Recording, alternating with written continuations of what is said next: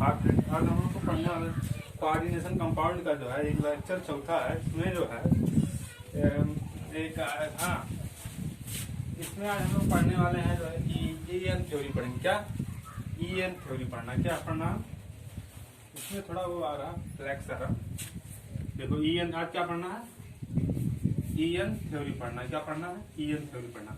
लेकिन ईएन थ्योरी पढ़ने से पहले जो है पहला पिछले वीडियो में कुछ बाकी रह गया, नेमिंग में कुछ रह गया था बाकी, उसको चलो हम कंप्लीट कर लेते हैं। क्या करते हैं, कंप्लीट कर लेते हैं। जैसे एक कॉन्सेप्ट आता है, जैसे देखो एक कॉन्सेप्ट ये होता है जैसे कि कोऑर्डिनेशन कंपाउंड के अंदर भी जो है, कोऑर्डिनेशन कंपाउंड के अंदर जो है वो उसमें भी डाई ट्राई होता है। तो उसके जैसे एग्जांपल के तौर पे देखो ईएन, क्या ईएन, इथेन 1,2 डाइएमाइन क्या है, इथेन 1,2 डाइएमाइन। ईएन का मतलब यहाँ पे है, ईएन का मतलब यहाँ पे ईएन इथेन 1,2 डाइएमाइन है। क्या है ईएन का फुल फॉर्म ये होता है इथेन 1,2 डाइएमाइन। क्या इथेन 1,2 डाइएमाइन होता है। क्या होता है, इथेन 1,2 डाइएमाइन। तो इसमें देखो पहले से देखो इसमें इसके अंदर डाई आ गया कि नहीं यार, ऊपर से एक लगा, ये लगा है, मतलब ट्राइस लगा नहीं, डबल लगा कि नहीं, 2 बार लगा कि नहीं। इसके देखो 2 टाइम्स कोऑर्डिनेशन नंबर हो गया ये, और इसके अंदर भी एक डाई लगा है।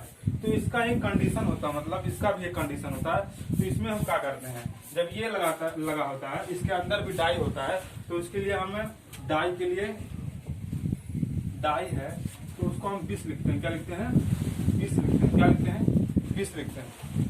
ट्राई है 30 लिखते हैं। ट्राई जब आता है तो हम 30 लिखते हैं। उसके बाद जो है टेट्रा है तो टेट्रा किस लिखते हैं। क्या लिखते हैं, टेट्रा किस लिखते हैं। क्या लिखते हैं, टेट्रा किस। अब पेंटा होता है तो पेंटा किस लिखते हैं, पेंटा किस। रुको पेंटा पहले हम पेंटा लिख दिए, सॉरी, ये पेंटा, यहाँ पेंटा किस, ये पेंटा किस होगा। ये पेंटा मतलब देखो पेंटा जब रहता है इसके अंदर मतलब इसके मतलब कोऑर्डिनेशन अंदर, कोऑर्डिनेशन स्फीयर के अंदर जो है पेंटा रहेगा। उसके बाद फिर कोई 2 टाइम 3 टाइम जो भी रहेगा तो उसके लिए हम पेंटा किस लिखते हैं। टेट्रा है तो टेट्रा किस लिखते हैं। देखो इसका फुल फॉर्म, इसका देखो ये तो लिख ली होगा ना, लिख लो ये पेंटा के लिए पेंटा किस लिखते हैं, समझ आ रहा है। और टेट्रा के लिए टेट्रा किस, और ट्राई के लिए 30 लिखते हैं, और डाई के लिए 20 लिखते हैं ना। तो इसका फुल फॉर्म देख लो क्या होता है, मतलब इसका कैसे लिखेंगे। देखो इसके अंदर मतलब डाई है ना, ईएन मतलब इथेन 1,2 डाइएमाइन ना, और ऊपर से ये लगा है 2 टाइम ये लगा है, कोऑर्डिनेशन नंबर 2 है। तो इसके लिए हम क्या करते हैं, ये भी अलग कंडीशन बनता है, इसका भी सिचुएशन जो है अलग रहता है। तो इसके लिए हम देखो इसका जो है मिटका नहीं है, रिमूव कर दें, कोई दिक्कत नहीं ना। हाँ मिटका दे, एक मिनट।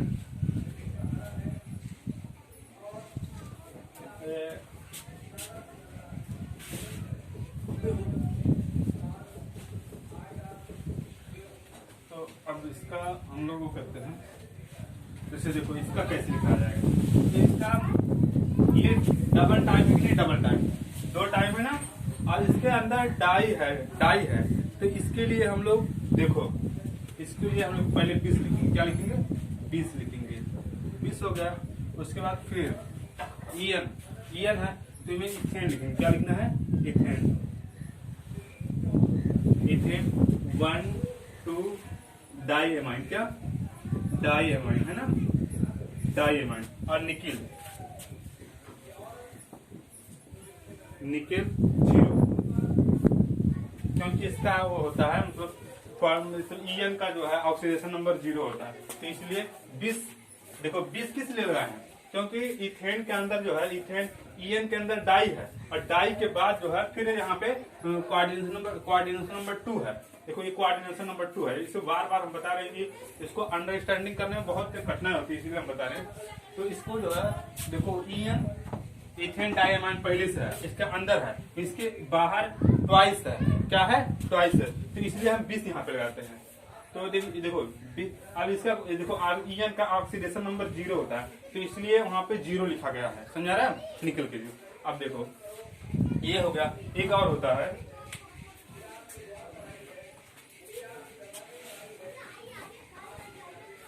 ये तो लिख ली होगी ना।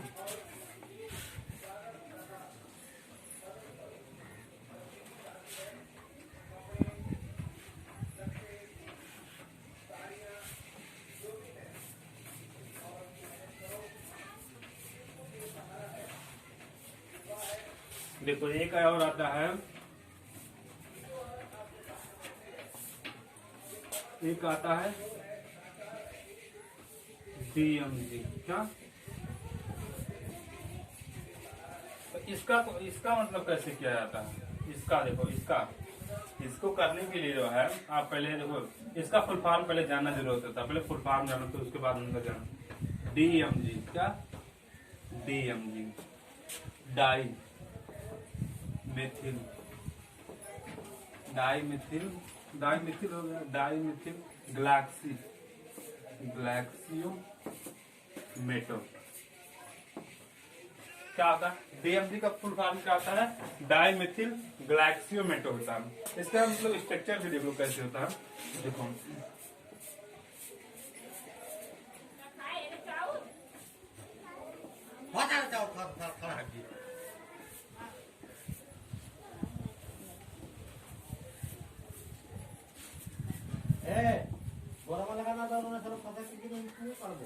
ये इसका फुल फॉर्म मतलब इसका स्ट्रक्चर होता है। डाइमिथिल ग्लैक्सियोमेटो का जो है फुल फॉर्म होता है। थोड़ा सा उधर घर है इसलिए आवाज आता है, कोई दिक्कत नहीं है, उसके लिए सॉरी।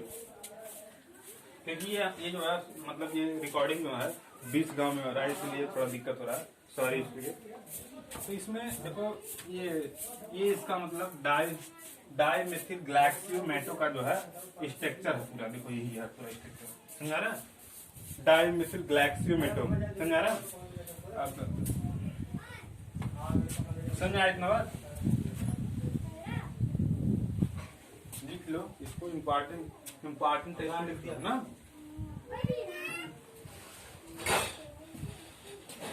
तो इसके लिए जो है आप इसमें देखो इसका स्ट्रक्चर जो है इस तरह होता है ना। आप इसको जो है इसे मतलब उतार लो, इम्पोर्टेंट होता है इसका जो है एग्जाम में पूछा जाता है। मतलब ऑक्सीडेशन नंबर निकालने के लिए जरूरत होता है ना, ऑक्सीडेशन नंबर निकालने के लिए जरूरत होता है। समझा? तो अब तो हमें लगता है हो गया होगा, तो इसको मिटा दें।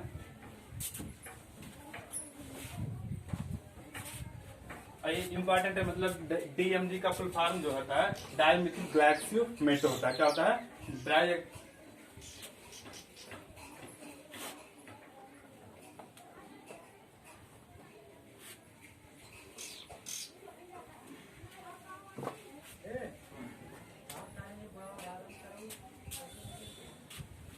अब देखो इसका फुल इसकी देखो डाई है तो पहले 20 लिखेंगे। क्या लिखेंगे?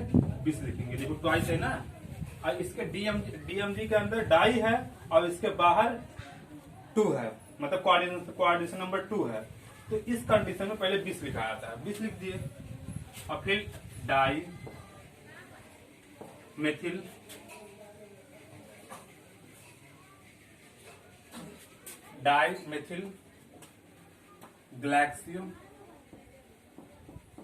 ग्लैक्सियोमेटो।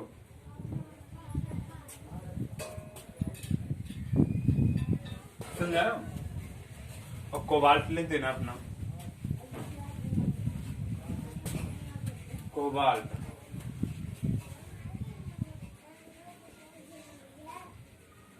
समझा रहा? कोबाल्ट लिख देना। तो यही ऐसे बनाया जाता है ना, कहने मतलब है। तो आप इसका तो मतलब कि हम तो नेमिंग करना बता दिए, आप नेमिंग कर लीजिएगा। क्यों कर रहे हैं? क्योंकि इसमें मतलब ज्यादा लेट हो जाता है, मतलब वीडियो लंबा हो जा रहा है ना, इसीलिए थोड़ा सा। मतलब डाइमिथिल ग्लैक्सियोमेटो लिखना है आपको ना, और उसके बाद जो आप नेमिंग के हिसाब से अपना करना है ना। समझा रहा? तो वीडियो थोड़ा लंबा करने के लिए इसलिए हम थोड़ा जल्दी कर रहे हैं। अब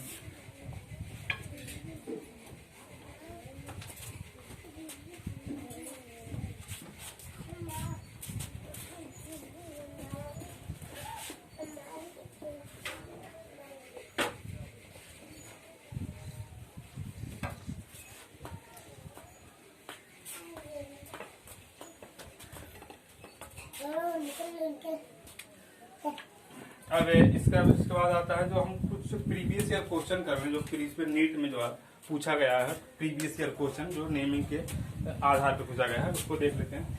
मेरे पास एक बुक है प्रीवियस ईयर पेपर, देखते हैं कहाँ से कितना क्वेश्चन पूछा गया है।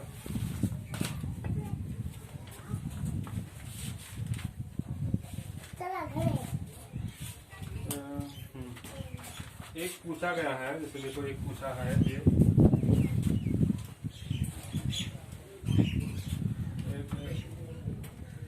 यहाँ पे नहीं दिख रहा होगा आप लोग, वहाँ पे नीचे हम लिख रहे हैं।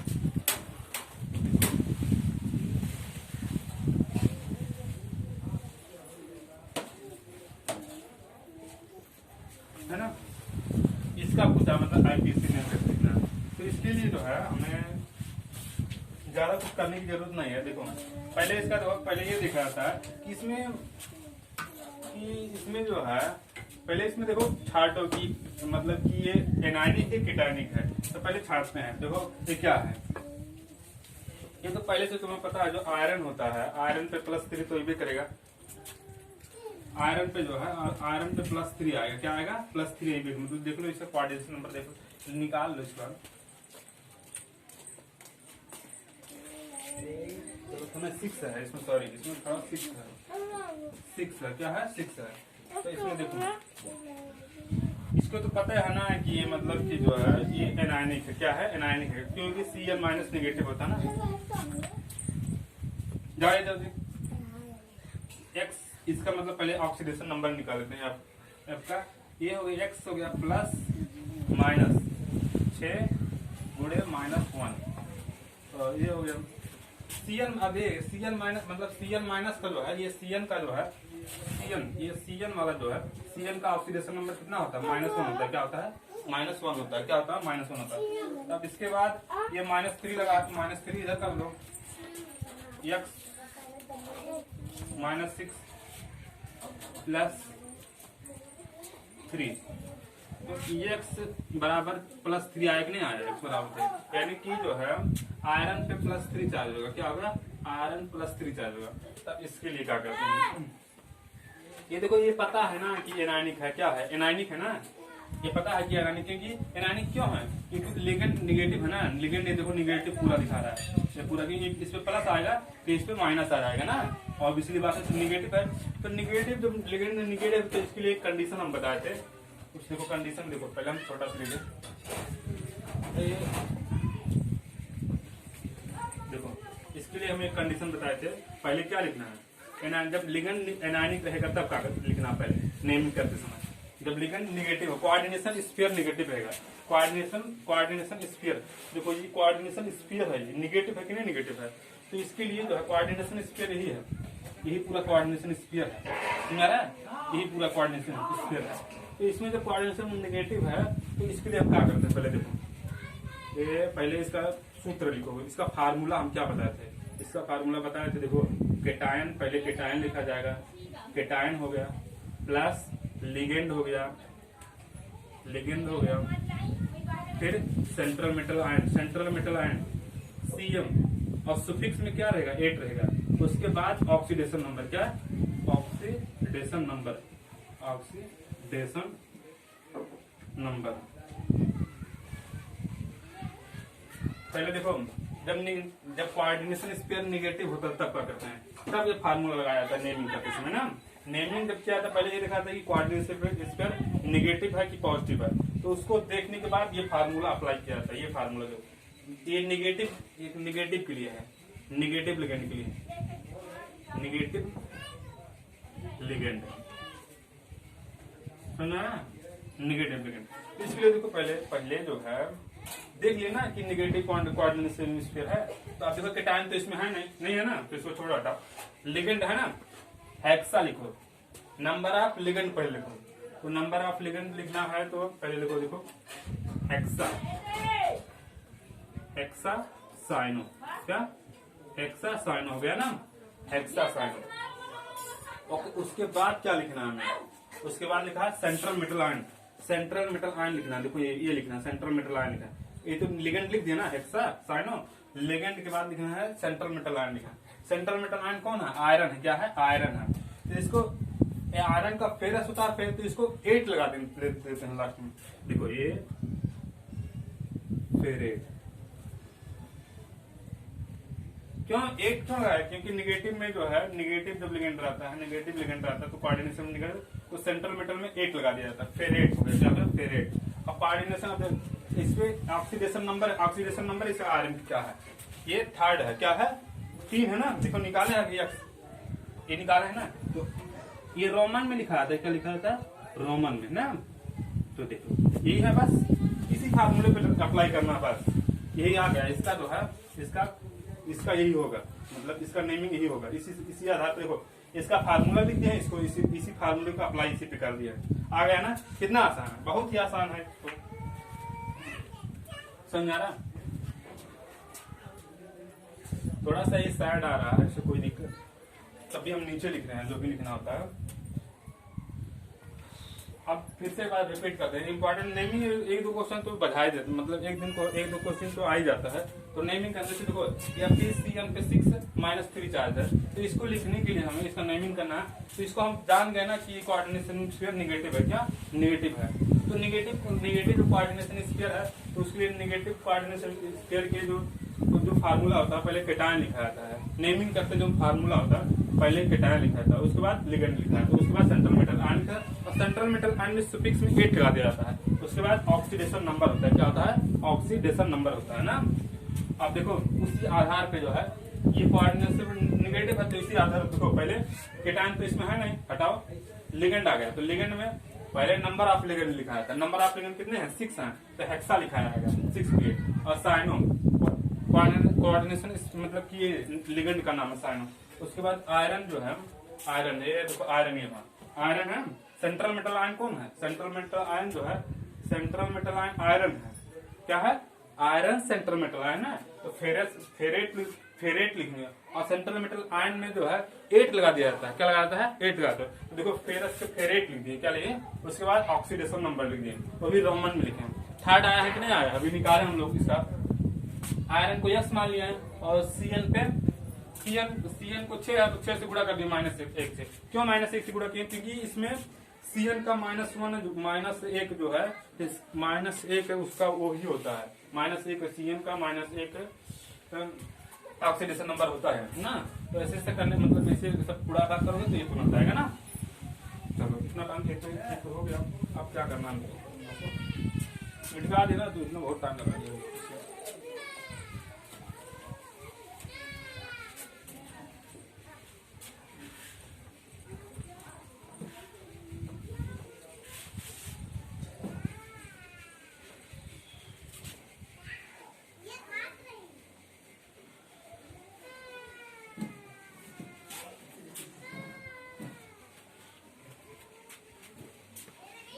क्वेश्चन आउट था जो है, एक क्वेश्चन और इसमें पूछा है। ये पूछा है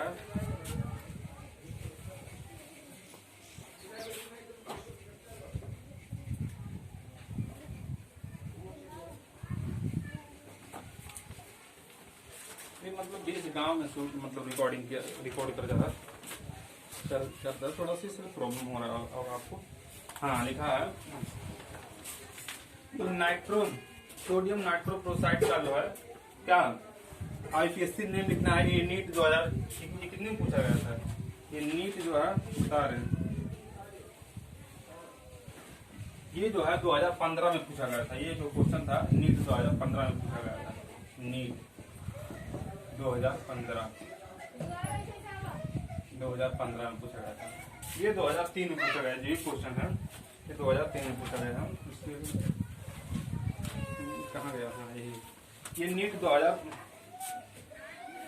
2000 जो है 2015 में 2003 में पूछा गया है।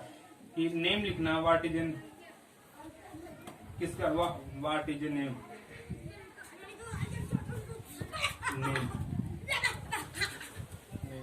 Of sodium nitrochloride.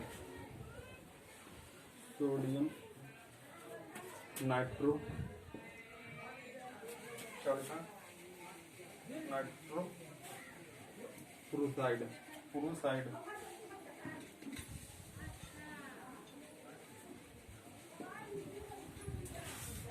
What is the name of sodium, sodium nitrochloride?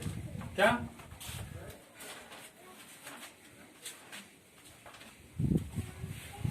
ये नीट 2000, हाँ नीट 2000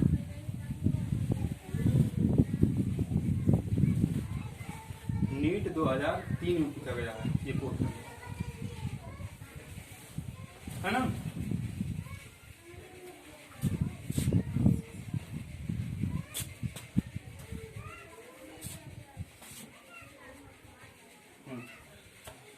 अब सोडियम नाइट्रोक्लोराइड का जो है, ये नाइट्रोक्लोराइड पहले इसका वो लिखो, फार्मूला लिखो। क्या लिखना है? फार्मूला लिखना है ना। ये होता है इसका फार्मूला, ये N2 CN5 NO। ये क्या होता है? Na2CN5NO। ये क्या होता है? सोडियम नाइट्रोक्लोराइड का जो है फार्मूला होता है। अब इसको जो है, अब देखो पहले इसको तोड़ो। ये पानी में जब डालोगे ना तो ये टूटेगा, पहले टूटेगा। ये पहले नेगेटिव और पॉजिटिव में टूट जाएगा। क्या? नेगेटिव और पॉजिटिव में टूटेगा। तो देखो इसमें क्या आएगा, इसमें पॉजिटिव आएगा तो इसमें निगेटिव आएगा। क्या आएगा? इसमें पॉजिटिव आएगा तो इसमें निगेटिव आएगा नहीं। इसमें पॉजिटिव जब आएगा तो इसमें निगेटिव होना कंफर्म है, कंपल्सरी है कि इसमें निगेटिव है। तो कोऑर्डिनेशन स्क्वायर क्या हुआ? निगेटिव हुआ। तो इसका फार्मूला यही होता है। कोऑर्डिनेशन स्क्वायर जब निगेटिव होता है ना तो इसका फार्मूला क्या होता है? नेमिंग करने के लिए कैटायन पहले लिखो, उसके बाद लिगेंड लिखो, उसके बाद सेंट्रल मेटल आयन में सुफिक्स में 8 लिखो, फिर ऑक्सीडेशन नंबर लिखो ना। समझा रहा? अब देखो कैटायन क्या, सोडियम है ना इसमें। कैटायन देखो पहले क्या लिखना है? कैटायन लिखना है हमको। पहले सोडियम लिखेंगे। क्या लिखेंगे? सोडियम। सोडियम हो गया, सोडियम। हाँ एक बात और एक बात ध्यान रखना, इसमें पहले ऑक्सीडेशन नंबर निकालो। ऑक्सीडेशन नंबर, तो ऑक्सीडेशन नंबर निकालने के लिए जो है आपको X मानो इसको। अब इसमें देखो 2Na प्लस या फिर CN5NO। इस पे 2 पॉजिटिव चार्ज है। Na पे 2 पॉजिटिव, एक Na पे 1 पॉजिटिव चार्ज होगा, 2 Na पे 2 पॉजिटिव चार्ज होगा, इसीलिए यहाँ पे -2 आएगा। क्या आएगा? -2 आएगा। क्या आएगा? -2। यानी कि एक सोडियम पे 1 पॉजिटिव चार्ज होगा तो 2 सोडियम पे 2 पॉजिटिव चार्ज होगा। 2 पॉजिटिव चार्ज होगा यहाँ पे, तो यहाँ पे भी 2 नेगेटिव चार्ज होना जरूरत है ना। तो उसके लिए अब इसका निकाल लो ना, इसका X मान लो। आयरन का निकालना हमें तो X मान।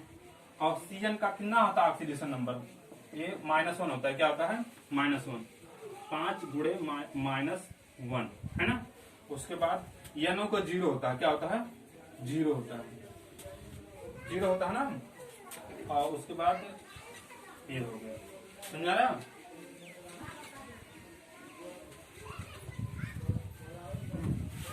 अब देखो X प्लस है, X प्लस -5 प्लस 0 इक्वल -2। तो अब X को देखो, X इक्वल जो है 3 आया कि नहीं? X इक्वल 3, यानी कि आयरन पे +3 चार्ज है। कितना है? आयरन पे कितना चार्ज है? +3 चार्ज है। क्या है? आयरन में +3 चार्ज है ना। समझा ना? आयरन में +3 चार्ज है। आ गया ना। अब इसको हटाओ।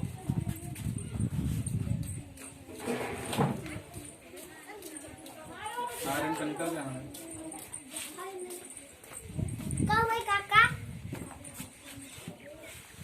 जाओ जी जाओ।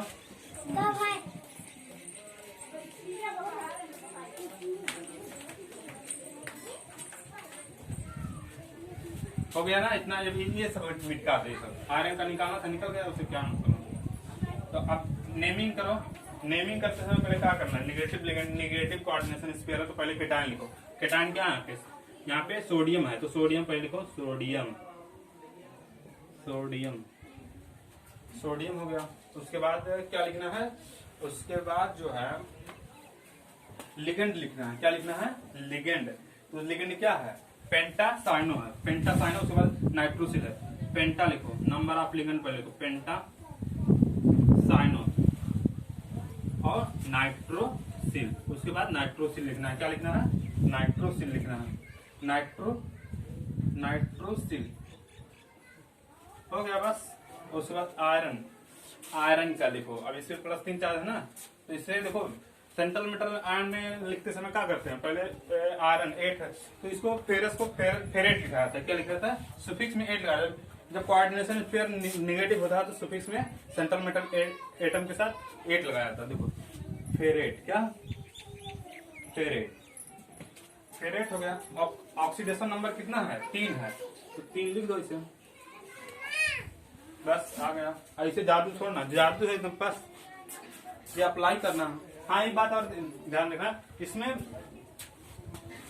जो है जब 2 लिगेंड होते हैं तो अल्फाबेटिकली लिखा जाता है। क्या लिखा जाता है? अल्फाबेटिकली लिखा है। देखो नाइट्रो, देखो साइनो पे लिखा था, फिर नाइट्रो लिखे। क्या लिखे हैं? नाइट्रो लिखे है ना। तो मतलब इसको भी ध्यान रखना कि मतलब जब भी लिगेंड, जब 2 मोर देन 1 होता है, more than 1, then write alphabetically order ना। समझ आ रहा? अंडरस्टैंड? तो मतलब more than 1 legend, then write legend alphabetically order. समझ आ रहा? तो ये हो गया। अब उसके बाद इतना हो गया बस। 2 ही पूछे इसमें दिया है। ये नीट 2003 में पूछा गया है ये क्वेश्चन। Sodium nitrochloride. समझ आ रहा है? ये फार्मूला ये है Na2FeCN5NO। तो ये क्या है? किसका फार्मूला? सोडियम नाइट्रोक्लोराइड का फार्मूला ना। चलो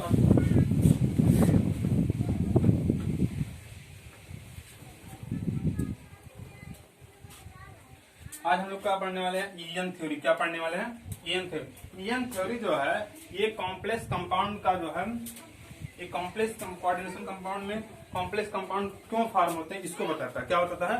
कॉम्प्लेक्स कंपाउंड क्यों फॉर्म होते हैं इसको ये बताता है। कौन थ्योरी? ये कोऑर्डिनेशन थ्योरी का, जो कोऑर्डिनेशन थ्योरी में जो पहला थ्योरी है ईएन थ्योरी। तो ये कॉम्प्लेक्स कंपाउंड क्यों बनता है, क्यों फॉर्म होता है, इसको ये बताता है ना। तो चलो ईएन देखो, ईएन का फुल फॉर्म क्या होता है पहले देखो। ईएन का इफेक्टिव एटॉमिक नंबर होता है। क्या होता है? इफेक्टिव एटॉमिक नंबर होता है ना।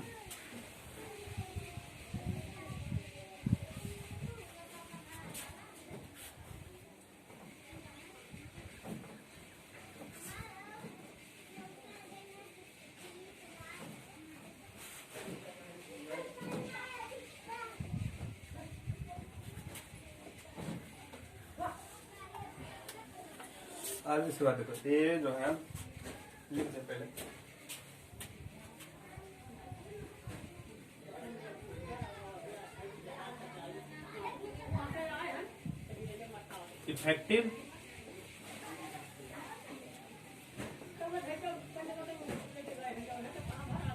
Effective atomic number.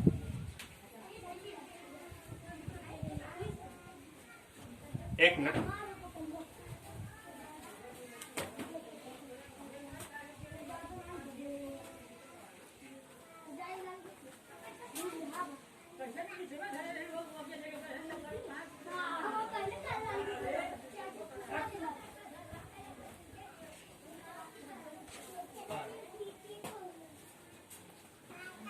क्या है? इफेक्टिव एटॉमिक नंबर है ना। तो इसको देखो क्या होता है? इफेक्टिव एटॉमिक नंबर होता है ना। तो ये कॉम्प्लेक्स कंपाउंड का ये बताते हैं कॉम्प्लेक्स कंपाउंड क्यों बनता है ना। तो एक और लिख लो इसमें जो हम ये जो है ये बताता है कि इफेक्टिव एटॉमिक मतलब कि जो है ये कॉम्प्लेक्स कंपाउंड क्यों बनता है ना। तो अब देखो मतलब ये स्टेबिलिटी को बताता है। मतलब सब लोग मतलब ये स्टेबिलिटी समझे, स्टेबिलिटी गेन करने के लिए जो है ये क्या आता है। देखो जैसे कि स्टेबिलिटी हर इंसान जो है ये हर इंसान अपने आप को स्टेबल बनाना चाहता है। हम भी दौड़ते हैं स्टेबल होने के लिए, आप भी दौड़ते हैं स्टेबल। आप डॉक्टर क्यों बनना चाहते हैं? क्योंकि आप स्टेबल होना चाहते हैं ना, एक जगह स्टेबल होना चाहते हैं। कहीं दौड़ धूप अच्छा लगता है तो ना, अच्छा लगता है ना। तो उसको जो है मेंटेन करने के लिए जो है हम लोग स्टेबिलिटी ढूंढते रहते हैं, समझा। वैसे एक वही कहानी सेम इसका भी है, समझा रहा। हम लोग स्टेबल होना चाहते हैं, ये भी स्टेबिलिटी के लिए ही किया जाता है। ये जो थ्योरी है ना, स्टेबिलिटी के लिए ही है ना। तो स्टेबिलिटी के लिए जो है इसमें है, देखो स्टेबल हर कंपाउंड, हर एलिमेंट चाहता है कि मैं दुनिया में, हर इंसान चाहता है कि मैं भी जो है एक स्टेबल हूँ, मतलब स्टेबल, कहीं दौड़ने धूपने की जरूरत ना पड़े ना, समझ रहा। आप भी डॉक्टर बनते क्यों, क्योंकि आपको स्टेबल होना क्या है, स्टेबल होना है ना। तो इसकी वही कंडीशन सेम इसमें भी है ना, अपने आप को स्टेबल मेंटेन रखना है, समझा रहा। तो इसमें जो है देखो